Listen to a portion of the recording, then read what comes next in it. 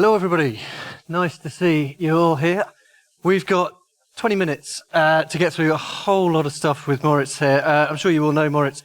He heads up Beta Film, doing lots of interesting projects, lots of interesting co-productions and partnerships in this part of the world and elsewhere as well. We're going to dive right into it and find out the latest stuff. We've got some exclusive news coming, I think, later as well. So it's going to be jam-packed. First of all, we're going to play a short sizzle to show you guys what Beta's been up to. So if we can play the sizzle, and then we'll get into it. Thank you very much.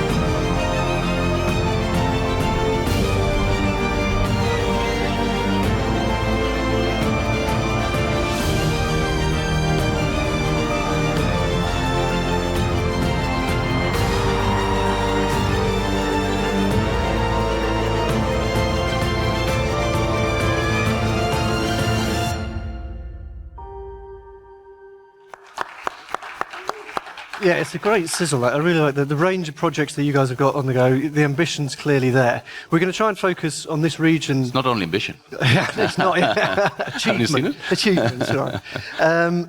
Let's talk about the way that you guys work. We've got some projects that we're going to focus on in this part of the world, but just give us a broad overview of Beta's sort of modus operandi, how you guys have been working the last couple of years in this market that is changing so quickly. Yeah. First of all, thank you for coming. Thank you for having me again. I was here, I think it was, 4 years ago, before pandemic, and actually that time we paid for it, actually, to be here, if I remember well. But and when we came here, this was a little bit the beginning of our activities, and this is the answer to your question, because it's in a way how we work also elsewhere. Beginning of activities in the area, which was increasing our business from pure sales to the area to something which is being a partner to creatives and to producers and to channels and platforms in the region. And I think that's what we have been trying to do quite intensely over the years, and quite perhaps also successfully. Which means, not only, and I remember that one thing I said 3 or 4 years ago was we didn't come here to just come into the market and get the money out of the very attractive tax systems, incentives, and so far and so on, and then go back to our country and spend it elsewhere.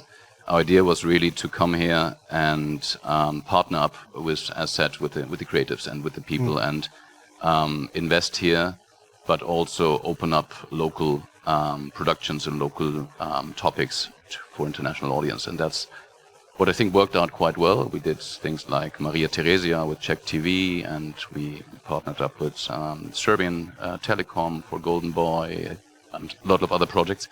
So, and obviously, and this has to be mentioned again and again, we were very lucky that we partnered up with Drugi Plan Nebojša here, with one who is probably the open-minded, international-minded producer you can find, and this is definitely one of the conditions to be successful. And talk to us, we've got The Silence is one of your shows, which is quite an interesting project. Talk to us how that came about for the producers and the commissioners, I guess, in the room as well. Sort of that's an interesting project that sort of shows how you guys are working specifically. It is a good example, because this was set up between Rugiplan and HRT and Star Media. And we came in much later. I have to be honest, we didn't do the initial job, but we came in. I think we were able to increase the budget a little bit. We also gapped what was missing, but we also increased the budget a little bit. And we managed to bring in ZDF and Arte as co-producers, and in a way to make this topic, which was a super current one, super relevant one, also for outside the region, to make this internationally growing, and we sold it very successfully worldwide. So perhaps it's the ideal case of making something which was originally meant to be global, bring it on a broad scale, and that's perhaps also answering your question. That's what we're trying to do elsewhere when we do things like Estonia, which is a huge co-production out of the Baltics together with many Scandinavian countries. It's a little bit the same example. It's originally meant to be out of the region. We came in, in this case, we brought in ProSieben, so the German commercial broadcaster, and brought it up to a scale where they believe it can be on a level with other very high-end shows, and make them travel. And obviously what you need is the functioning creatives and the open-minded creatives behind it. Yeah, and then I mean those partnerships. Rugiplan, obviously that partnership seems to be really. Yeah, it's very much cemented and producing results now as well. It seems to be really sort of, you've got a lot of momentum there. We have a lot of momentum, and we have we're lucky to get into this partnership, but also to be very clear, we are, and this is the same, we work elsewhere. We are very open to all kinds of partnerships. So we probably treat third-party partners. We might even treat them better than our own. No, really, that's probably one of the things Beta stands for, is to be in relation to all of them and from everywhere. And just briefly, in terms of sort of the activity that you guys are doing, I mean, you're happy to get it in at any stage, or is it primarily sort of you want to get in early stage, and what's the range of activity? It might be interesting for. Yeah, I could probably tell it depends on the project, which is not a very good answer, but it depends on the project. But as early as we can, in order to drive the creative process in a way that that's opening up sufficiently. But we come in as very very different roles. So we might come in only as a distributor, which might be super relevant in some cases. But we might come in very early as a co-producer, co-financier, and setting up the whole thing. And what we often do as Beta Film, we work as call it a buffer, or call it someone between the different partners who will enter into the production and the producer who's actually creatively doing the job and financially doing the job. And if you imagine things like, The Swarm, so this huge production we just did with ZDF as a partner and many other European partners. So it's absolutely impossible that you leave alone the producer with all of these 5 co-producing entities. So what we do is, in many ways, we are the one in between. We are the one in between, coordinating on one hand financial streams, but on the other hand, some creative input. Taking lots of phone calls and it's part of the job. Yeah. We've already had 10 minutes, so we're going to be quick. The Rise of the Raven. Let's first of all, we're going to watch the clip of Rise of the Raven, then perhaps you can introduce it, Moritz, and discuss it with us. But if we can play the clip for Rise of the Raven, please.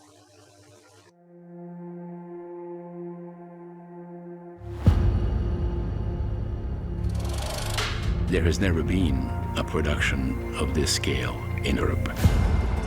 Well, this saga begins some 10 years ago when my co-producers sent me the thrilling and suspenseful and an extraordinary story of János Hunyadi's life, which is what our epic saga is about. The biggest challenge was finding the stars who would have both the acting chops and the charisma and the looks and the camera presence to hold the viewers for 10 hours, and we found them all. The casting of Rise of the Raven took about 2 years. And I think the international stars, they kind of the perfect mix to bring this story to the screen in a way in which it had authenticity and contemporary appeal. This is a historically true story, which has all of the intrigue, the passion, the betrayal, the seduction, the courage of something like Game of Thrones without the dragons. But the story changed the course of the world.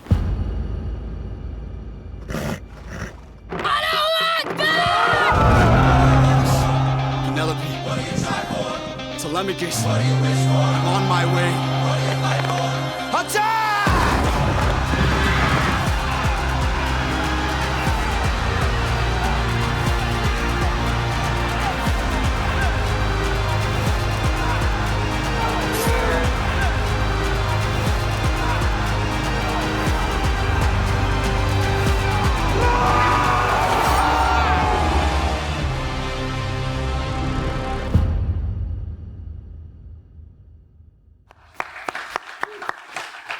Yeah, another.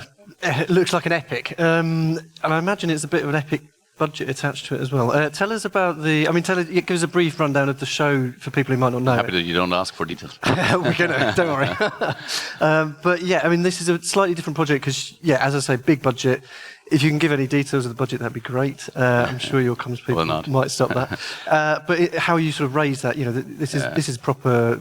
Big and that's TV. the first images, really. We haven't even started. We're still in the shooting, so we haven't even started any special effects.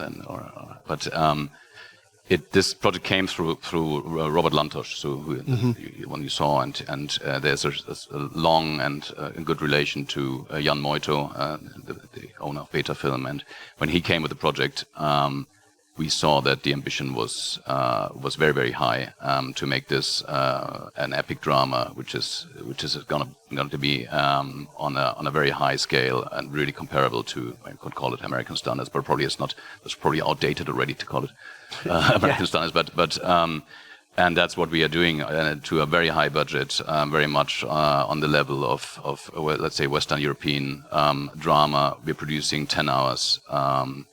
For TV2 in Hungary, but with ORF as a partner and some other international partners we're just bringing on board.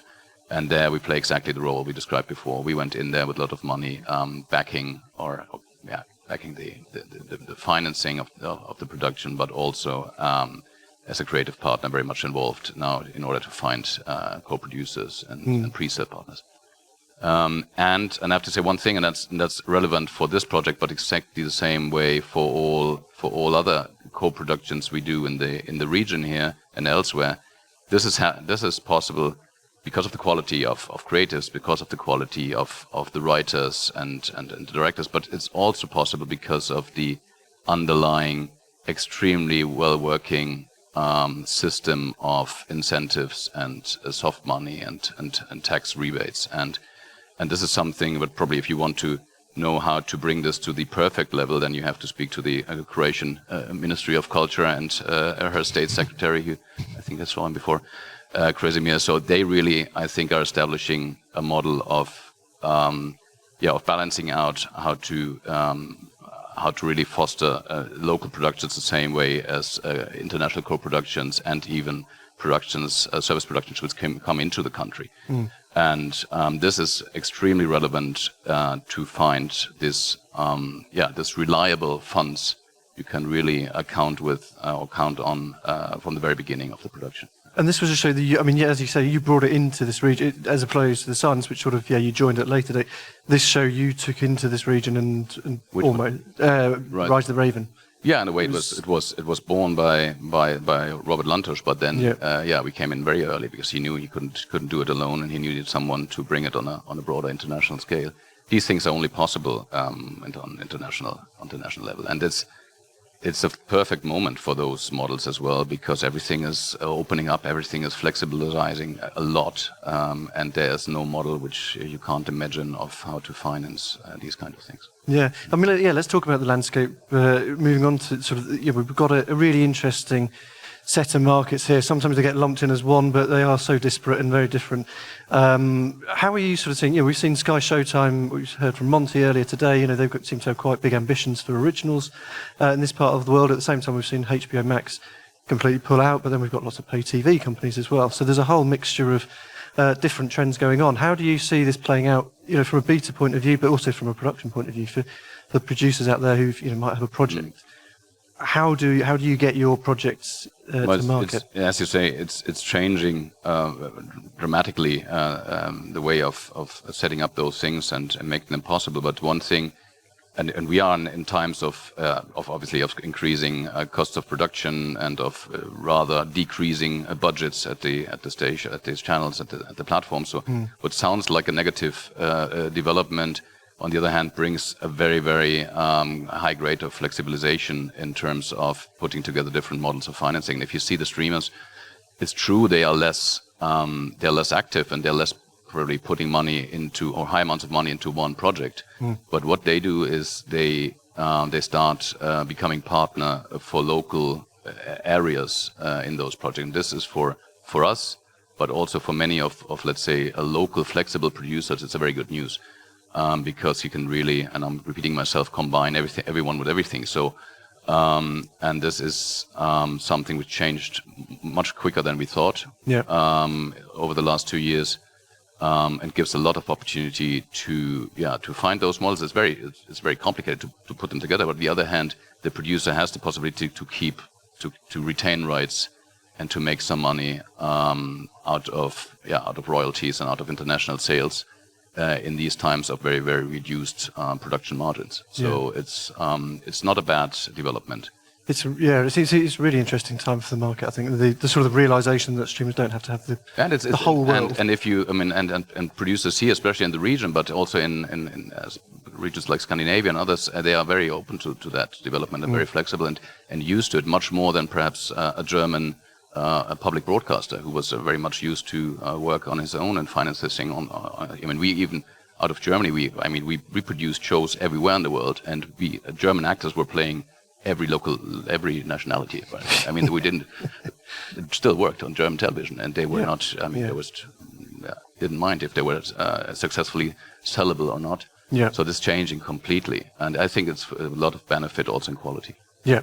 Yeah. We've only got about 2.5 minutes left, so let's talk about your exclusive news. You've got a really interesting show shot in the Ukraine in her car. Tell us about that show. Really, it's a fascinating story for this one. And this is exclusive news. It's you guys in the news. No, thank you for bringing this up. It's a news. It's perhaps another example of a corporation, and this time one which we didn't set up. It's a Gaumont.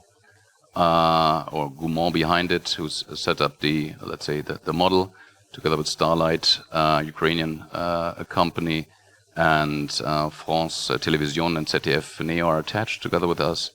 And it's a 10-hour series of taking place in the war in the Ukraine, being shot right now in the Ukraine at secret places over there. It's starring Anastasia Karpenko, and it is about civil responsibility, about how to behave as a human being in these incredible times of war over there. It's about a therapist who actually helps people leaving the city in her car, and every episode is with another, let's say, guest in her car, which she takes out of Kiev, and we're happy that we could become partners and hopefully sell this. And this is very emotional drama. It's not only relevant; it's very emotional drama. Sounds really interesting project that we will keep our eyes out for. We've got about 50 seconds left, so let's do a bit of crystal ball gazing. You were talking earlier about sort of some of the Nordic experiences, but what's going to be the next 12, 24, 36 month outlook for this region, do you think? From a beta point of view, but also the region more broadly. Are we going to see sort of breakout dramas hitting the international shores more often, do you think, from this part of the world? Yeah. Definitely. What we do is, and this is a very boring answer, but we work from project to project. I don't know the future, and no one does. Hopefully, if they know they should come. But we work from project to project. So what we do is try to identify the things and the people and the projects, and we are very happy for writers' activities and clubs of writers, or whatever you call it, who bring up or can actually condensate and select quality in the creative process early enough. And that's what we're trying to do, and I think there will be huge productions coming out of the series, out of the region. As said, there are all elements given here to be very, very successful internationally. Good stuff. And for producers or people who want to get in touch with you guys at Beta, what's the best way to do that? Other than grab you when you walk out? Yeah, get on the phone. Okay. Yeah. No, we are there. Happy for everything, for everyone, to read everything. Excellent. Thank you, Richard. We're out of time. Thank you very much, Moritz, for Beta Film. Thank you very much. Thank you.